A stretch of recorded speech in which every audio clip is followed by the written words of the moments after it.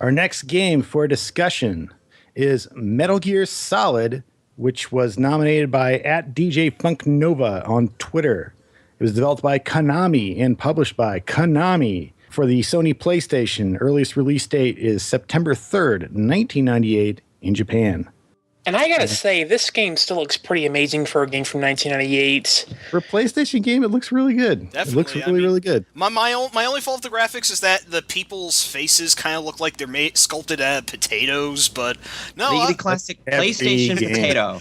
Yeah, but that's just the PS1. You couldn't really get too much higher in the hardware there. What do you mean? The N64 had just as much potato face. When you did realistic faces, you can't do realistic faces with this level of texturing. It's just not possible. No, that's a good point. I mean, Konami had their characters faceless in the 8 and 16. I don't know. I mean, you could play Hybrid Heaven, right, with the expansion pack and kind of up-res it, right? I mean, you could technically play a little Hybrid bit better. Heaven. Yeah. No, you can. You can and should play Hybrid Heaven. I beat it for one of our episodes. I'm just gonna throw this out. Yeah, you should listen to our Hybrid Heaven episode. It's one of our very early episodes for the earlier version of this podcast. I still think very highly of it. Honestly, I feel like it is a more innovative and interesting game than Metal Gear Solid. Okay, well, now that we've started with that and everyone's just killed Xerxes, let's continue on to Metal Gear Solid. Worse than X-Men? PlayStation video game by famous, I don't know, one of the only genuinely autorial sort of game developers, producers like Kojima. There's no such thing as a video game auteur after the Atari. I disagree. There's with Kojima, every one of his games that he has ever got his hands into, it's just this is a Kojima game. He could take somebody else's game and just put his Kojima bullshit on top of it, and it would be the same. Well, in a lot of ways, that's what he does. We're going to make this guy talk to the camera. This person is going to refer specifically to the player, possibly by name. This guy is going to do something completely insane that takes everybody out. The suspension of disbelief is going to be shot, and then you're done. That's exactly. I would say this game doesn't do that as poorly. It's got a very, very somebody's going to wet their pants. That's important. You got to have that. You gotta have the pants. That's key to the whole thing. I'll warn you all that this has a very. It being as Metal Gear, it's very likely our conversation is going to split off into tangent land left and right. Well, this game is a tangent. Let's be honest. It is. So let's talk about how this game relates to the Metal Gear games that came before. I don't think we have to say too much because everybody knows everything there is to know about this game already. Yeah, sure. So I'm not going to really describe the mechanics. I'm just going to assume that you know what Metal Gear is. It's a partial remake of Metal Gear 2, isn't it? Yeah, it does take a lot of elements that Metal Gear 2, the MSX one, not Snake's Revenge, which was not made by Kojima, we should note. Metal Gear 2 had the big radar and the cone of sight that the enemies have on it's pretty much the radar and the crawling and most of the stuff that you get in Metal Gear 2 you get here also, the Stinger missile and I forget, it was the remote control missiles from the first, but I don't want to call it a remake exactly though, just takes a lot of influence. I mean, but before they rebranded it with the Solid name, this is basically Metal Gear 3. So that's kind of how I thought of it. But I didn't realize when it came out, I didn't realize that the MSX2 version or the MSX2 sequel existed. Yeah, I would say it was a sequel to Snake's Revenge. I would say a lot of people would have taken this game kind of up front as this is the first Metal Gear game they played. I would say quite possibly. I know some Americans would have played the NES one and the Japanese would have played the MSX and Famicom versions. But the PlayStation was popular everywhere, and Metal Gear was not a big franchise to a lot of people until Solid came out. Then it was just this is the most important game in 1998 kind of deal. Yeah, Konami had already built a lot of goodwill with Castlevania Symphony of the Night, and this was their next major big project, so I don't know, I almost want to say Castlevania gave MGS the push by proxy for it to really stand out. Although it is too bad that we didn't get Metal Gear 2 originally, because there are a few plot threads from there that carry over here that some people are wondering, who is Gray Fox anyway? And well, he was a major character in MG2, but we don't really get to understand that unless you look into the lore. But now I'm being a nerd, so I'll give our listeners a hint for Metal Gear lore. even if you don't know it, just assume it doesn't make any sense, and you will be correct. No, you're right. I mean, it doesn't make any sense. I mean, none of this stuff makes sense. It doesn't make any sense. Metal Gear lore is a guy trying to like wrestle with spaghetti in like a big vat of spaghetti.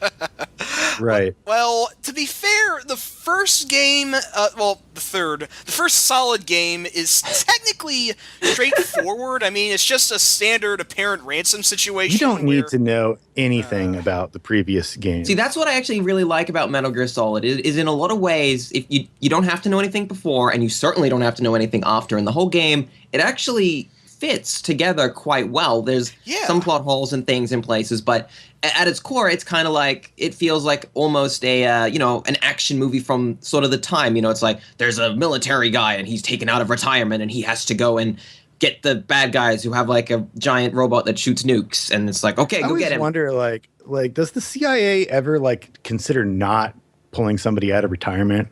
Maybe they should build up the bench a little bit. Wow. You know what I'm saying? Like, okay, so we've got like some young dudes out here. Let's give these men and women a chance. Why do we always have to pull the guy out of retirement? Joke, but there's a good reason why, right? Like, the plot actually demonstrates a reason why it has to be Snake, and it's not because Snake of his is talent. like kind of the Unabomber. Is that what it? Yeah.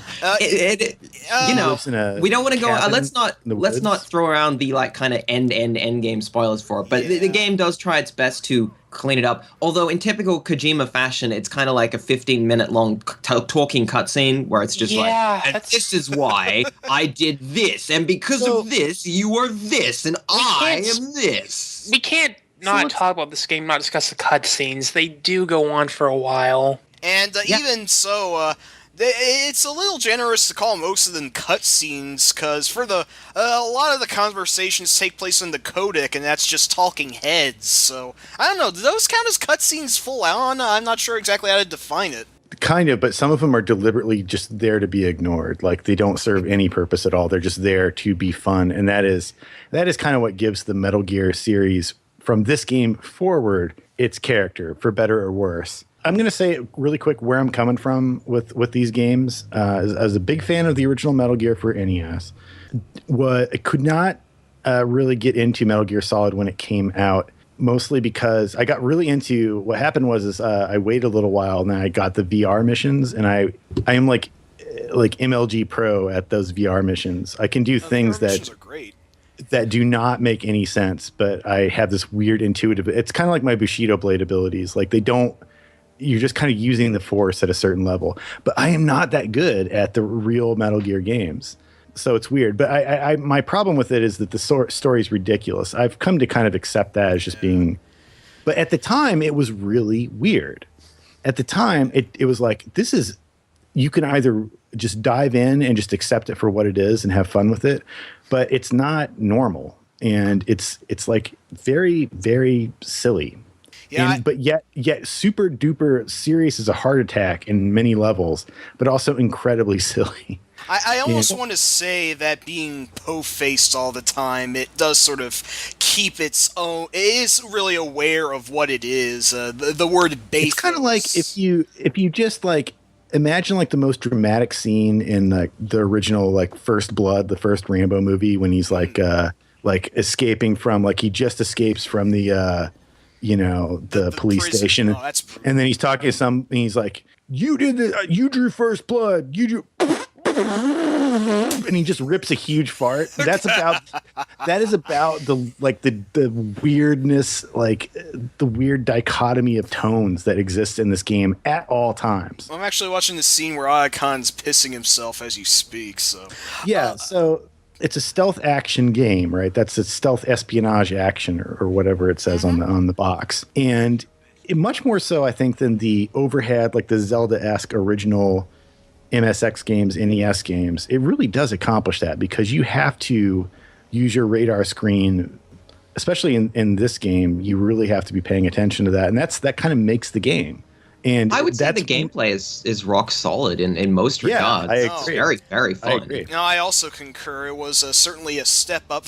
I think that the first Metal Gear Solid here kind of hits a good balance between doable and innovative, and not punching you in the face all the time. Because if they could, Yeah, if he wanted to make, I don't know why I say he. It's definitely they. Okay, people. No, there's no game that's made by one person. It doesn't happen. It's made by a bunch of people. There's a big team behind him, but I do believe I there's think one most guy teams who's been at the company longest, and because it's Japan, he gets to take credit for everything. I don't know. Well, I want to say they always seem to give a damn about Kojima in a lot of ways. It doesn't seem like he takes all the credit by himself. They do seem to want to give him the credit. The team themselves. I'd like to talk about the gameplay just a little bit. This is really where stealth in games really became a big thing. Maybe you could also say the Thief series, but that was really more of a cult thing, I'd say. This really popularized it.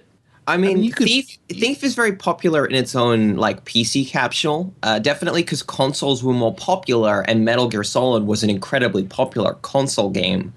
It made a huge difference. I think Metal Gear really worked because it was one of the first stealth games I've seen where it's a stealth game for almost the whole time, and it's not super punishing if you get caught in Metal Gear. It goes, and then it goes. People look for you for up to maybe a minute, and then they just go, okay, seconds. I guess everything's fine. It's much easier to escape capture in MGS1 because, and I'm going to admit a little bit of a hot take here, I was never very fond of hiding bodies in the later games because I sometimes had to get away as soon as I could, and then these jackasses would keep discovering the bodies that I left and just keep inflating the time. But in MGS1, bodies disappear, so you don't have to worry about that, and I've always liked that. I mean, what it does in the later games is it just encourages you to kill absolutely everybody in the area. And that's not kind of supposed to be the point of the games. It's supposed to reward you for not doing that. I would say that Metal Gear Solid here is it's driving a balance between game and realism, whereas the later ones in this case they push it too far towards realism, and it doesn't really fit. One thing I like about the games is that I like the idea of an action game where the ultimate challenge is to try not to kill anybody or kill as few people as you can get away with, because in real life you would just kill everybody because anybody who came in front of you, because you can't risk failing the mission. Too many lives are riding on this, but there's no real nuclear destruction at risk here. It's just a game, so you can be merciful. But that's the cool thing about the stealth mechanic, is that you'd have the discovery thing, and this is held over from the earlier Metal Gear games, but it kind of gamifies the whole concept of hide and seek kind of stealth action, where you can get discovered and people will start looking for you, and they behave like a normal person for about 100 seconds tops. Yeah, after that, you're like, well, Private Johnson is dead, but I didn't see this guy for 100 seconds, so I'm just going to say everything's fine. Let's go back to business. Yeah, I mean, I actually kind of appreciate it when the AI is partially idiotic, because then it makes me feel like I'm not being oppressed all the time. Right. In reality, they would just go over the entire premises with a fine-tooth comb, set up a perimeter, and you would be caught. It's like realistic Pac-Man. If the four ghosts work together, you'd never win. Right, you'd never win. So that is what I like about the game, is that it just has the perfect mixture of not realism, but realism-esque, about as real as a. It's realistic, but it doesn't stop being fun. It's not realistic. It's the proper combination. It's a unique and winning combination of real-ishness and actual game. It sits there in that, and I think that's partially due to the time period it came out. It's we can't do realism, so we'll just kind of do kind of realism, and it'll probably work. Yeah. And everyone who played it was just like, "Wow, this is so realistic compared to Quake," and it's but it's not realistic. It is. Yeah, that's what's cool about it, is that each. Okay, so I'll talk about successive Metal Gear games just in broad strokes. But each Metal Gear Solid game that I've played, and I haven't played them all, but it seems like each one gets rid of an older concept, changes it, whether it ditches the radar or something like that, and then introduces a new real-ish thing that is gamified. For instance, in Metal Gear Solid 3, you've got the stamina system that was introduced with that game, right? It was either two. I think 3 did have the stamina. Yeah, two where you have to kill animals and eat them to survive. Yeah, but it's gamified. So you basically touch a snake or frog or something with your knife, and then it turns into a ration can, and you get to hold on to it, and then you can can eat it, and if it tastes good, then you get like a big stamina boost, and if it tastes awful, you get a, it's like it has nothing to do, like it just pays enough lip service to realism to make the game feel fresh and fun, but it doesn't get hung up on that, and that's where I think the strength of Metal Gear Solid really was, is that perhaps more so than any other game in the series since, it is that perfect mixture of kind of weird verisimilitude, but mostly just like, let's make this fun, and it uses the 3D viewpoint to a huge effect. It makes the Metal Gear mechanics work so much better when you can hear people walking around looking for you, but you can't see them, because when you set off their, when you get somebody's attention, they're looking for you, your radar stops working. I do feel like sometimes the field of view isn't always the best, because you can't see people who are like right in front of you. Well, the game is kind of balanced around it in a lot of ways. Like they knew what you could see, and they did it like a solid job of sort of paying attention to the level layouts. I mean, but you can. It's great. Like it uses you can't just look at the screen and observe the guard movements that way, like you could in the old Metal Gear games. You have to really pay attention to like where the little blips on your radar screen are moving and stuff like that. And it has like a lot of fun, cheesy, silly extra stuff added to it. I think we should just rank this game, because we're kind of telling people what I'm sure everybody already knows. Yeah, I mean, I feel that the sequels, for all the things that they added, also kind of added more complexity to the formula, for better and worse. And I do like most of the games that they made after this, not so much MGS4, but most of the ones I do really like. But MGS1, I do really think hits the right balance between, you can definitely do this, but you have to actually learn this, and it does feel like the most accommodating entry of the series, and a good entry point for anyone. I want to rank this game pretty high, but I do want to point out that the a lot of the stuff that is really innovative about the game is not this game's doing. It was earlier Metal Gear games. It was just, this was a great use of those concepts, but it was kind of decades old. I wouldn't go back to an older Metal Gear game after this one, because this one takes all of those elements. Like, okay, well, I've done well now. This is great. You don't play the original Metal Gear after Solid. You really don't. You don't need to, but I think that you're like, if you want to understand and appreciate Metal Gear as a series as a whole, and what it innovated, how early on it innovated it. I mean, you got to play it. That was a big deal. Like back in the 80s, like to make a game like Metal Gear is a huge deal. I'm a giant fan. This game is not that kind of quantum leap of But I would say that we have been discussing this. This is the last Metal Gear game, and it's the first Metal Gear Solid, but it's the last one that has that style of game. After this one, they made enough changes to the formula. It was kind of a different kind of game in some ways. They were smart. They're like, we can't just make this game again. We have to do something a little bit different. I mean, every Metal Gear game does something different, and I'm a big fan of the series, and I do like most of them a lot. But MGS1, after all these years, still remains my favorite, and I'm definitely going to place it pretty darn high on the list. What were you thinking? Okay, so who thinks they would rank it the highest? Let's do it that way. Not quite, but pretty high. I mean, no. I mean, not high, not at the top. I'm saying who here who here thinks that they have the highest opinion of this game would rank it the highest? I assume it's Tenga, because I know that he likes the series and he likes the game. So. Feel free to downvote this. Above Shakespeare and the concept of sexual intercourse. Oh, for God's sake.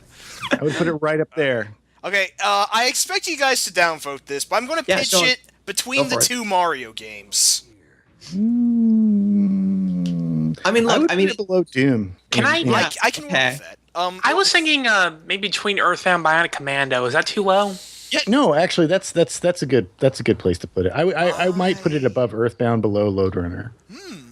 My question is, I had been looking around Lode Runner. I wasn't sure if it was better or worse than Lode Runner. Because, I mean, that Lode Runner is, in a lot of ways, that's not the original Lode Runner either. You're going Metal Gear Solid is not the original Metal Gear. Well, that's not the original. But they're both kind of like the definitive game. Yeah, they're both kind of like... But I wouldn't go so far as to say that by playing Metal Gear Solid, you have seen everything the original Metal Gear games had to offer.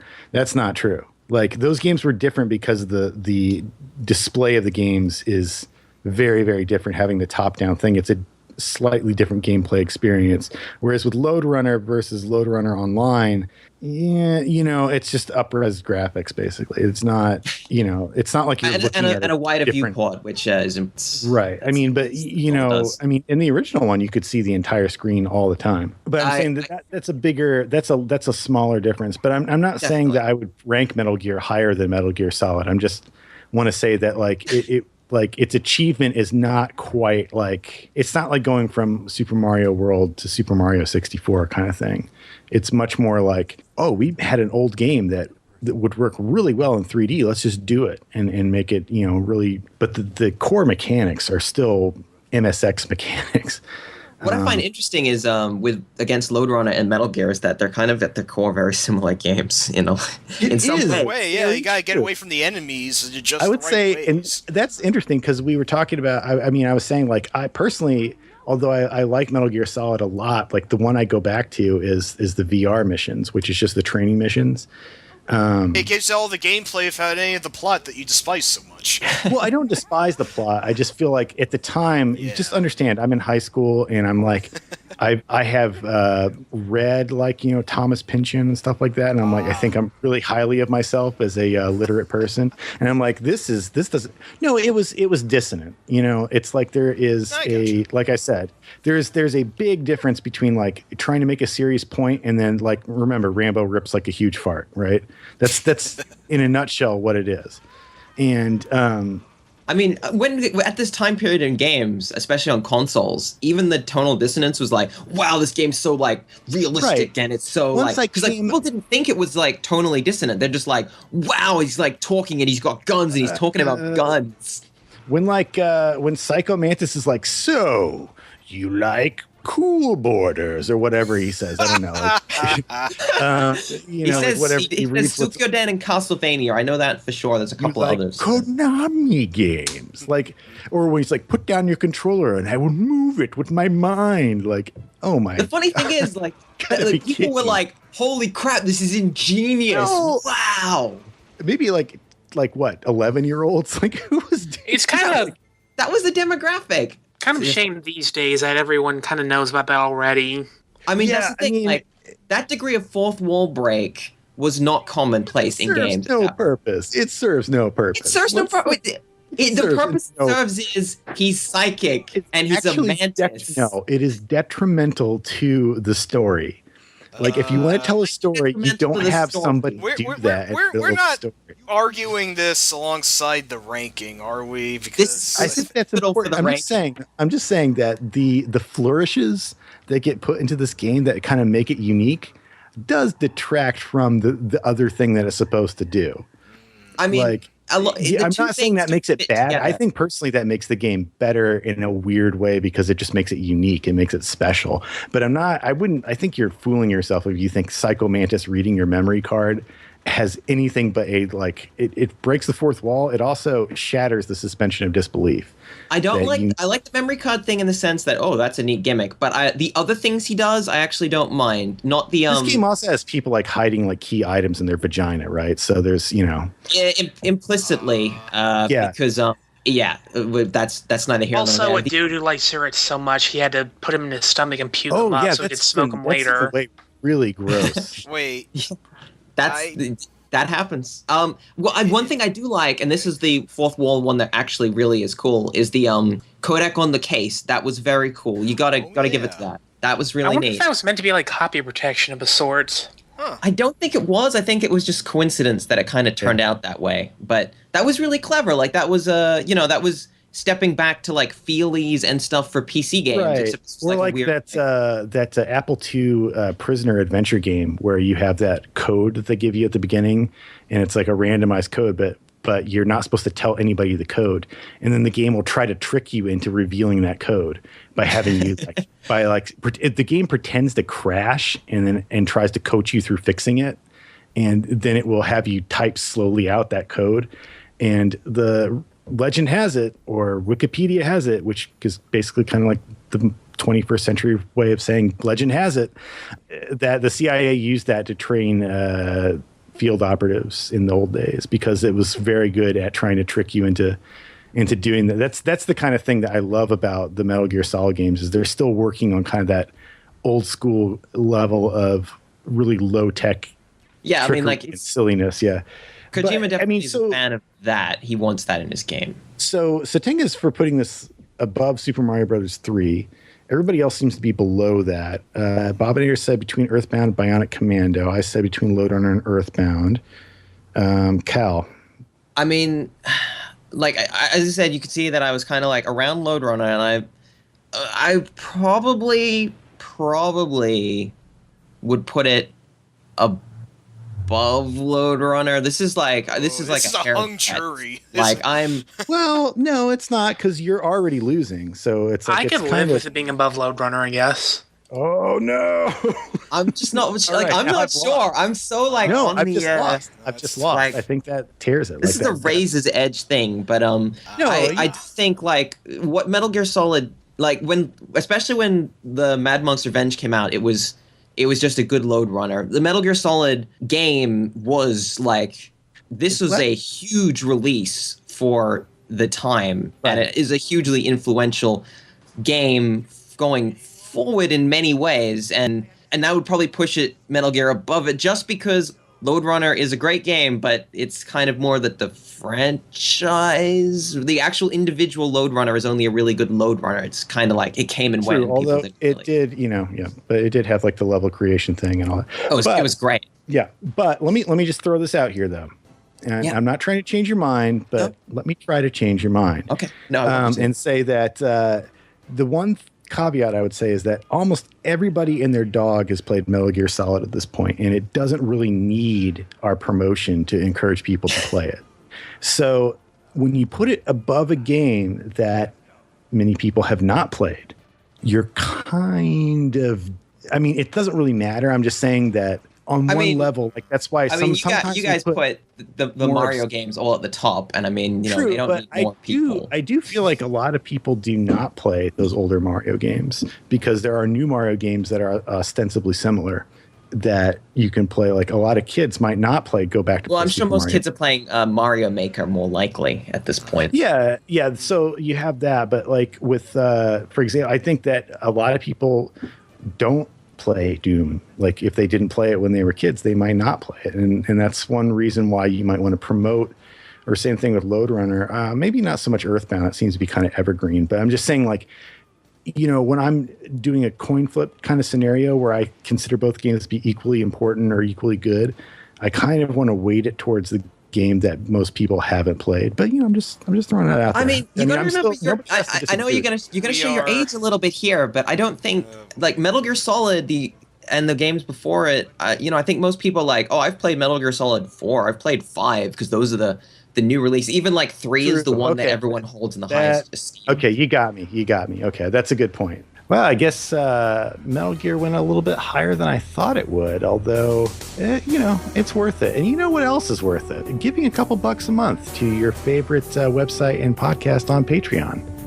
I know I do, and it's quite rewarding. In addition, to the self-worth increase that you feel from having contributed something to society and the world and culture and video games, is the satisfaction in knowing that you're going to get these podcasts as soon as they're finished, rather than having to wait like a sucker until the next Friday. If you haven't convinced anyone else before, then I think that would definitely do it.